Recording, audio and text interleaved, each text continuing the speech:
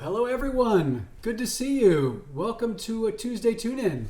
Last week we didn't have one because I was out in West Texas. So doing work over there and I just couldn't get away to get one done for you. And I'm sorry, I apologize. But I've got some good stuff for you today. I want to cover two things outside of the scope and sequence of the course. And we'll include that in our presentation today. So welcome to Tuesday Tune-In. Again, leveraging a feature, just an announcement inside Blackboard to come and talk to you all about how things are going, touching base with you, giving you a human perspective of what's happening, or a human instructor perspective maybe is what I'm looking for. So that being said, where we are in the course is we've just finished up the UDL module, the Elements of Design module, and we're moving into what's due on Thursday, as the Student Learning Outcomes or Objectives module. So wanted to say, first of all, big thank you to Faith Miller, one of my team members, one of the team members for the faculty development team, for jumping in and helping keep the grading under control whilst I was out and about in the environs of West Texas. Unfortunately, I think we brought the heat back with us, so I apologize in advance. But that being said, I wanted to let you know that I saw some great posts, some great discussion posts, that quote-unquote letter to your friend about universal design, and then some great journal reflections on your first experiences or when you really came to know about UDL. And I'd like to, this is a super important module. When I think of inclusivity and accessibility, which are ever more important because you're dealing with so many different populations of people and trying to find ways to reach across those populations, Universal Design for Learning is the best tool for it because it makes content accessible for all no matter what.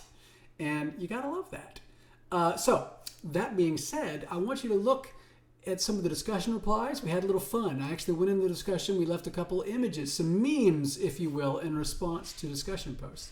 I always like to add a little extra flavor. And I also used alt text in my memes, so just so you know. But a little extra flavor to the course, speaking in memes with some of my feedback. Even in some of the journal submissions, I left a comment on some of your journals, not a lot, but some, with either a seal of approval, or I love this post, which is the horse with its head on the fence post saying, I love this post. Those are two of my personal favorites for when I do grading. But anyway, I hope you enjoyed that. I hope you found that maybe a little bit more engaging than just the normal textual feedback that we provide. I do know that Faith allowed you to do some video feedback in Module 2. She might have had a couple of glitches with the microphone, but that's okay. You can see that the ability is there for you, though. The ability to leave that video or audio feedback in your modules is super cool. Talking about that was Universal Design for Learning. Coming up due Sunday is that Student Learning Objectives or Outcomes module. Such an important module in the certification. Helping align, as I work through my content, knowing that I have aligning my assignments to each unit level from the objective standpoint or course level, and then reminding my students along the way why they're doing what they're doing. Why is this important? Well, I put a link to it back in your course outline. I have a unit level objective. Heck, I might even focus on that objective in my assignment description. This assignment speaks to blah, blah, blah, blah, blah, so that my students know the why and what's important about the specific thing that they're doing. And so I love that.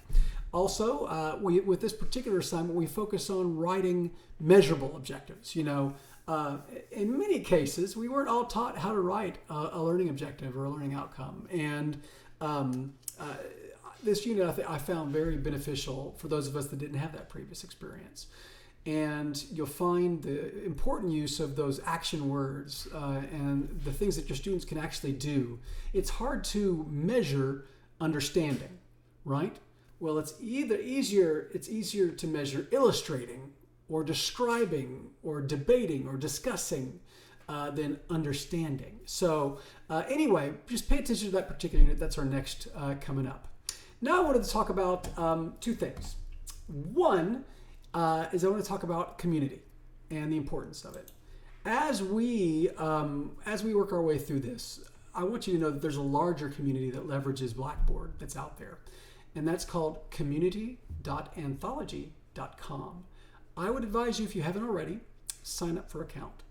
You could connect with faculty members that teach your discipline even, or people that are old hands at teaching math, for instance, in an online environment. But the community.anthology.com is a website where you can access discussions over a variety of topics, to academic course design, interaction and collaboration, course assessment and grading. Lots of great stuff in there.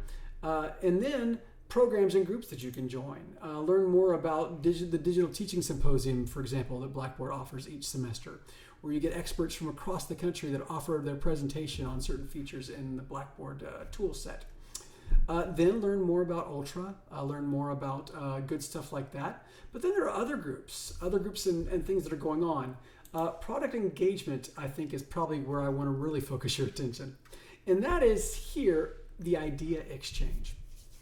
The Idea Exchange is a way for the community to source where the development goes, to drive the direction of Blackboard development. 70% of all the updates that happen in Blackboard happen due to feedback. A large part of that feedback comes from the Idea Exchange. The Idea Exchange allows you to get in there and submit your votes or upvote other things that you think are important to you, thereby driving where Blackboard's going. So when you go into what I showed you last Tuesday Tune-In, where I directed you in the roadmap and the what's new, you can be part of that. You can be part of what Blackboard chooses to go down. Or you might even submit an idea that they don't have that everybody jumps on board for.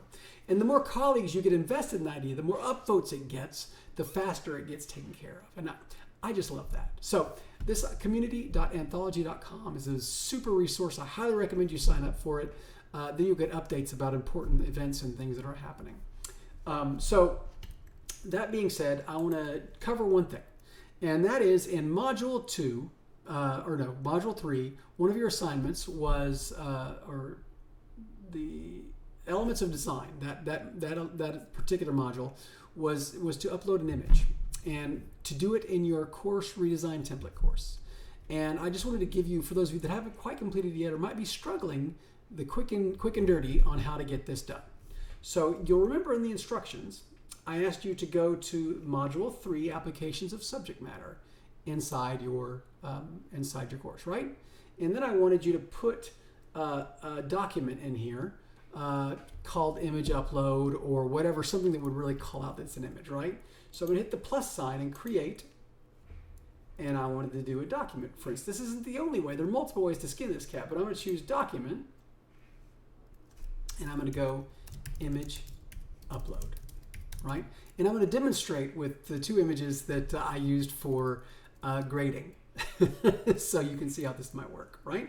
So I'm going to then come down here and choose add content, and I would say this photo, shows a horse with its head lovingly on a fence post, signifying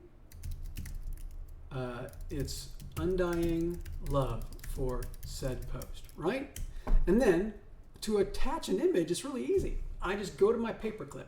The same way I go to upload a file, to attach a file, that happens with the image. So I click on my image, and there you go. And then I'm going to search for my my graphic that's the Love This Post graphic, and I'm going to click it and choose open. It's then going to come up with the dialogue that I get every time I attach something. And except that this one, it says, hey, what's the alternative text for this image? And I will actually essentially put what I just put in there. A horse with its head placed on a fence post, right? And then I will choose view only because you don't need to download it, and hit save. And there you have, for instance, my I love this post image that I used for some of your feedback, and you'll see it as we progress through the course. I'll probably use it some more, but it's one of my favorite memes. I'm going to show you the second one. The second one, and I'm going to edit what I've been working on up here. Remember, the three dots or the more options allows us to edit. And then I could be down here. I could be, you know what? This seal of approval graphic, shows a seal with the words I approve above it, right? And then I'll hit enter. Come up here, hit my attach, search for said image.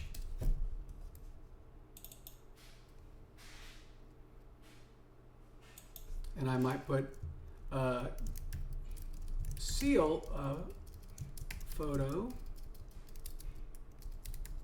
of a aquatic seal with the words I approve. And it's not a photo, it's a graphic above it.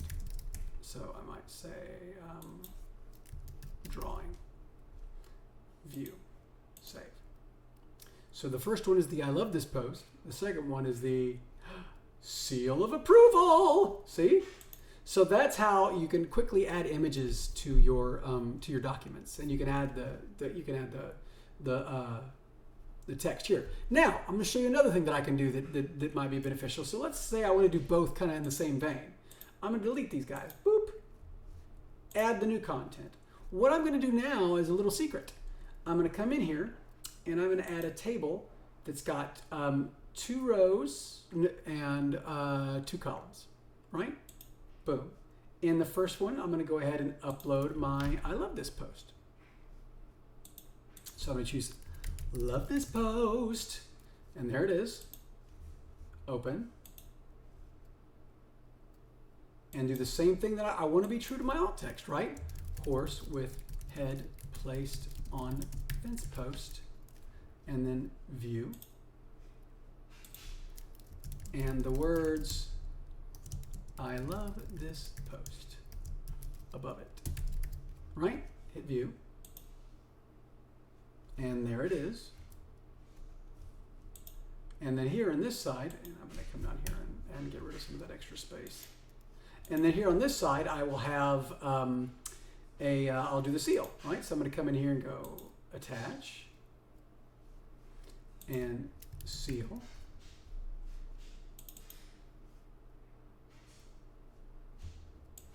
And the same thing.